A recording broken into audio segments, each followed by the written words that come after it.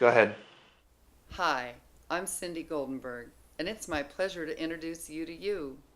You know, being clairvoyant doesn't come so much from doing a certain set of exercises as it does from simply becoming aware of your thoughts, your ideas, your attitudes, and your gifts, especially about yourself.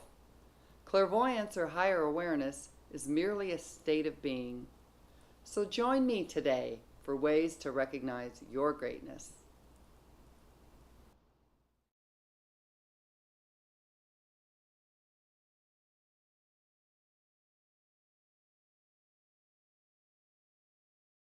Hi, Lauren Leibourt's here at the Performers Academy with Natalie Costa. And we're on in 5, 4, 3, 2. Natalie. Hey. Nice to have you today. Nice to meet you. Well, you're simply fabulous, period.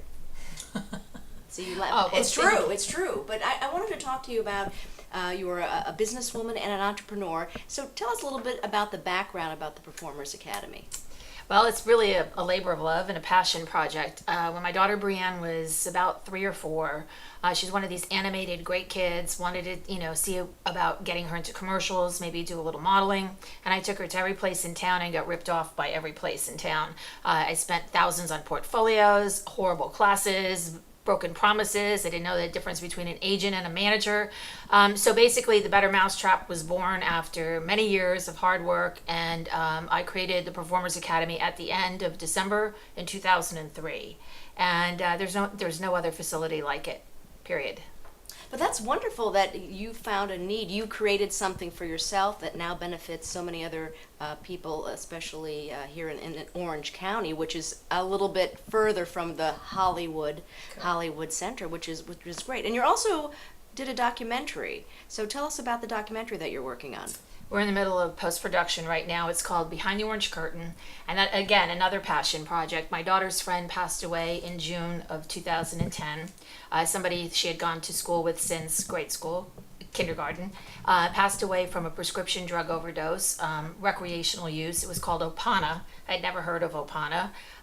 Meeting the moms and the brothers and sisters and everybody associated with Mark Melkonian at the funeral, this thing emerged, and it was hundreds of young men and women in Orange County were passing away from using prescription drugs, OxyContin, oxymorphine, Opana, Xanax, and a multitude of things. Found out about these parties called Skittles parties, where you can't get into the party unless you bring a handful of pills, throw them into a bowl, and pick away during the night. And this is here in Orange County, affluent Orange County, behind, gated communities, blue ribbon schools, the best churches, the best of everything. Parents raise their children here with the idea that they're going to have a leg up on life. And who knew that these kids were literally passing away at record amounts here? And through that process, we found out that this is an epidemic proportion going out throughout the entire country.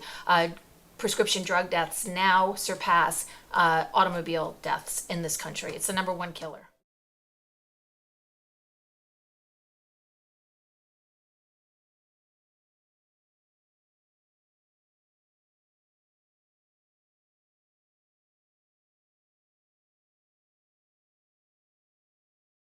Your coaching, your books, your website all deal with a very important issue of worth, self-worth.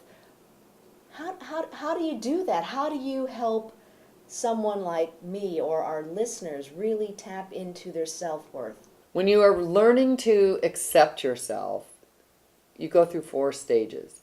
The first one is you create the intent to get rid of the blocks, or you create the awareness that you are blocking through judgment or holding on to pain. And so that is kind of like the concept of the show. Creating awareness is something that you intend to do.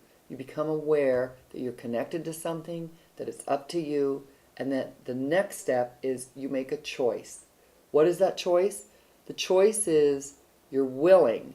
You're willing to communicate with a higher divine team. You're willing to forgive yourself and let go of things that no longer serve you.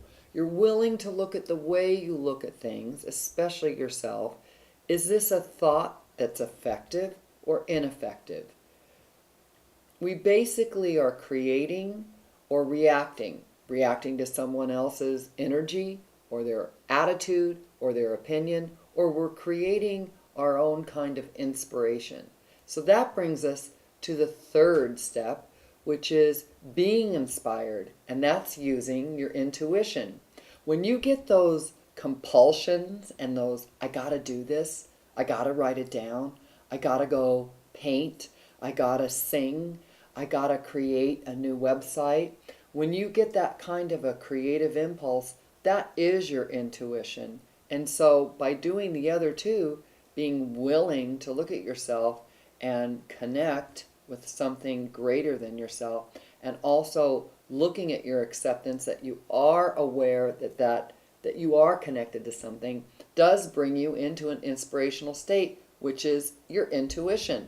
With that kind of intuition or inspiration, they're interchangeable words, the next outcome is you give yourself credit for doing this, for becoming aware, for making choices, and now you have insight.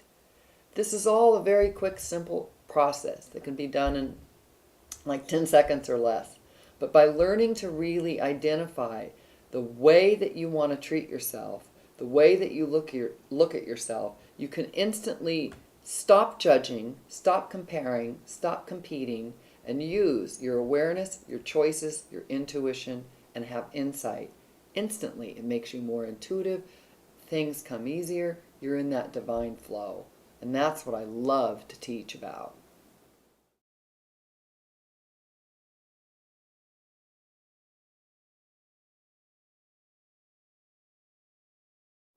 Utilize your intuition, expand your awareness, and then sit back and see what happens. You'll be glad you did.